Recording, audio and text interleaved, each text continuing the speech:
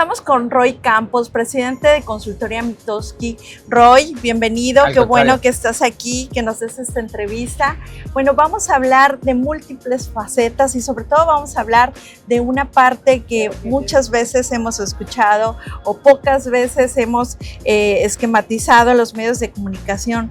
Roy, ¿nos puedes contar un poquito quién es realmente Roy Campos atrás de ese gran consultor, asesor, estadística, matemático? Sobre todo, ¿cómo te defines, Roy? ¿Quién es realmente Roy? Es muy difícil definirse uno solo, cómo te defines, ¿no? O sea, porque no me defino como un empresario totalmente, a pesar de que tengo una empresa, tampoco como un estratega, o sea, no, soy consultor, doy consejos, analizo.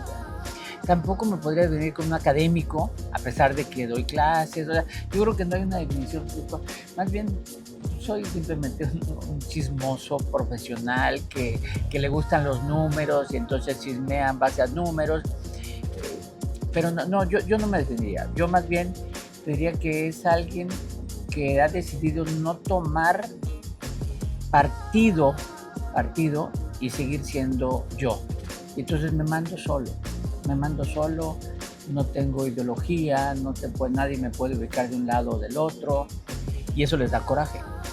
Y eso también te ha llevado grandes éxitos, sobre todo en la parte de la consultoría y en el análisis y de los premios, que podríamos nombrar la infinidad, pero que a lo mejor te define esa parte de la pasión. Sí, a ese mira, yo creo que es cierto. O sea, tengo la pasión por los números. Es decir, le pongo un número a todo. Entonces, si alguien me dice, es que queremos ver qué tanta influencia podría tener este personaje, mido. O sea, no opino, sino mido. Los números son los que... Entonces, yo creo que me gustan mucho los deportes, me gusta mucho la política, me gusta mucho el ajedrez, me gustan mucho los números. Pero los números, el béisbol, o sea, es así. Pero mira, te voy a contar, para mí, en mi forma de ser, creo que han influido. ¿Qué es lo que influye en mi forma de ser? Uno, haber estudiado en la UNAM. No fuera como soy si no hubiera estudiado en la UNAM. Porque la UNAM, además de que te da conocimientos, te da una educación social. Una educación social, es decir, no es una educación técnica, es una educación social. Entonces uno aprende ahí a que la sociedad no es como se la dibujan tus amigos. Claro. El INEGI. Trabajé 11 años en el INEGI, que es el Instituto Nacional de Estadística, Geografía e Informática en esa época, en donde todo el día transpiras y generas números. 11 años en donde tienes todos los días que analizar números, pensar en números, generar números. Entonces, 11 años donde el número era alrededor de donde vivías. Entonces, tengo la educación social, el hecho del INEGI y mi pasión desde niño por temas como el ajedrez. O sea, cosas en donde la parte de estrategia, creo que algún día mi hijo en una reunión me dijo, ¿cuál de las materias que estudiaste en la carrera es la que más te ha servido en la vida? ¿El ajedrez? Dije yo, el ajedrez, y no lo estudié en la carrera, porque el ajedrez te enseña cosas como no le eches la culpa al clima, no le eches la culpa al árbitro, los dos jugadores tienen las mismas reglas. Exacto. Los dos saben cómo se mueven, los dos inician igualito, pero no se vale no hacer nada, no se vale decir paso, tienes que jugar y a veces tienes que ver cuál es el mal menor o la pérdida menor, entonces tienes que hacer estrategia. Así es. Entonces yo creo que el ajedrez es una disciplina que todos deberían de tener como regla de vida, casi. Claro, por supuesto. Y a lo mejor fue el detonante que te hizo inclinarte en la base en matemática, o alguna vez tuviste alguna inquietud de ser o estudiar otra cosa diferente. Sí, yo sabía que tenía que estudiar algo de matemáticas porque era mi pasión desde la primaria, matemáticas, los números, no le llamaba matemáticas, números, lo que sea. Pero pude haber estudiado, por ejemplo, ingeniero químico. Mi hermana era ingeniera químico, yo quería estudiar ingeniería química, pero como soy daltónico, no se me daba la posibilidad de ser químico. Claro. Y entonces me fui por el área de matemática pura y de actuaría, pero pude haber sido ingeniero. Informático, nomás que no había esa carrera. Tal vez si hoy estudiara, a lo mejor hubiera optado por algo de informática, robóticas, Pero en esas épocas... Esa época casi estaba en pañales, no había. Y la influencia era muy poca. ¿Y cómo describes tus primeros pasos en la consultoría política? ¿Cómo te va llevando la matemática, la estadística, la parte...?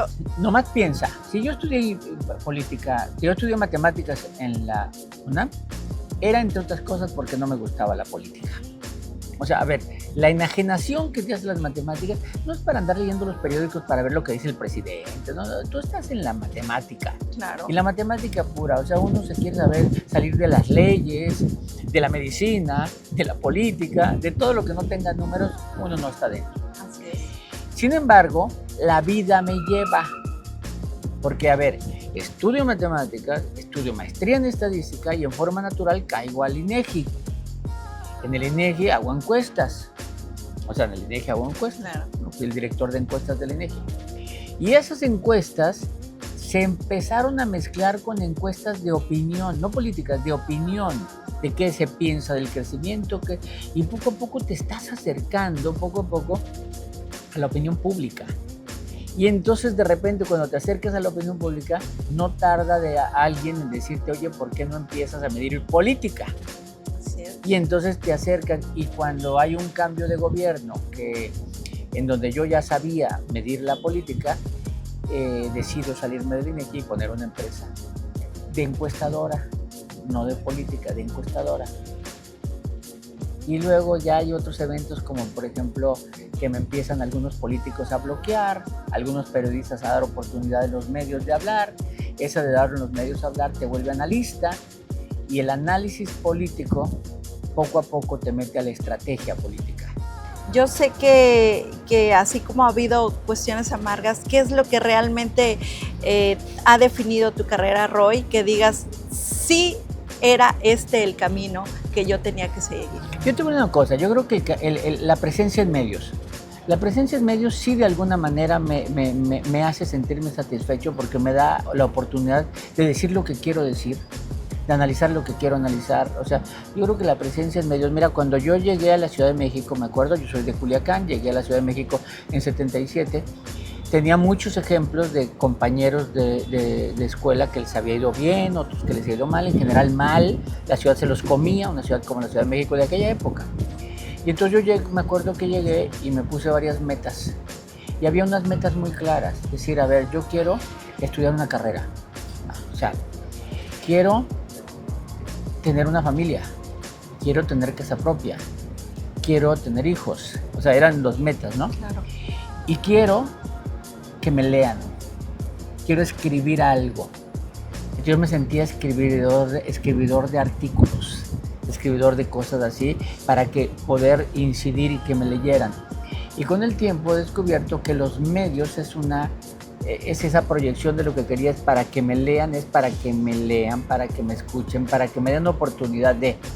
Y después desde los medios ya otras redes sociales, pero creo que el paso a los medios fue para mí un momento en donde me sentí realizado de que ya podía cumplir ese requisito de dejar algo. Exacto, de dar una trascendencia.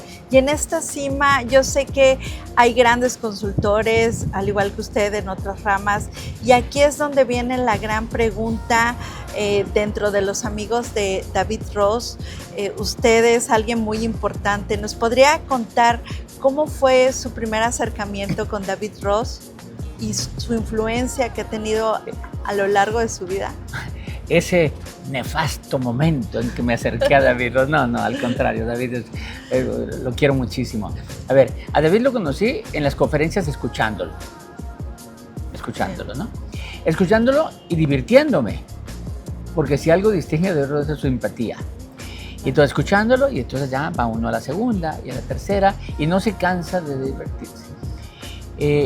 Luego empiezo a ver que mi afinidad con él era de varios, hasta que alguna vez ya nos acercamos, platicamos.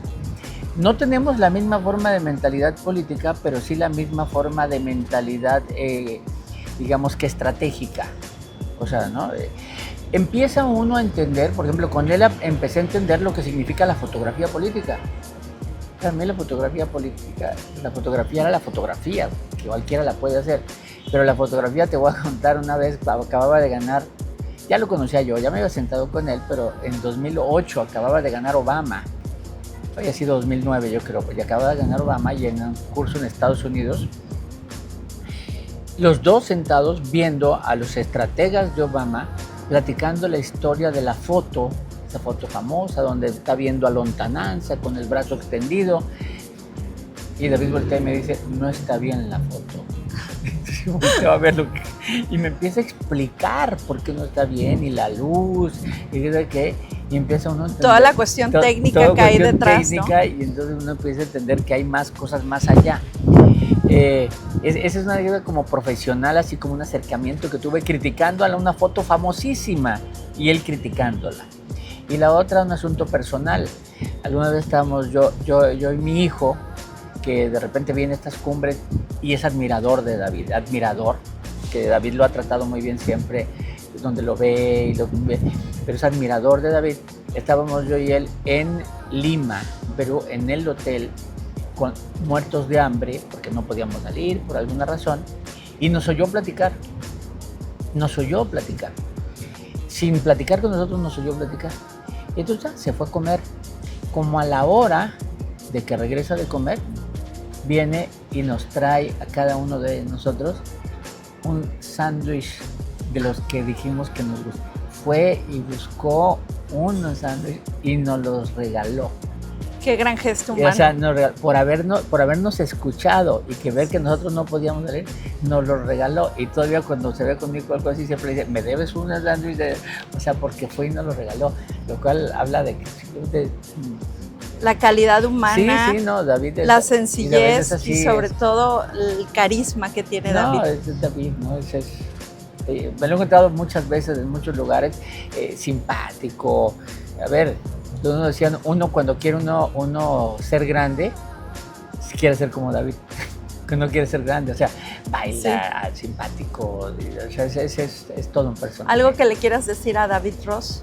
No, voy a usar una frase hacia él, que él de repente usa hacia mí, pero lo usa porque sabe que yo se la dije a él primero y luego él me la repite, pero más bien es de yo hacia él. Yo lo admiro mucho, pero no estoy seguro si lo quiero más de lo que lo admiro. Pues con eso nos quedamos, con esa gran frase. Pues muchas gracias, Roy Campos, gracias por tu tiempo y gracias por darnos realmente pues esta información con este corazón que tienes y sobre todo estima a David Ross. Y saludos, David. Gracias, Roy. Al contrario. Muchas gracias.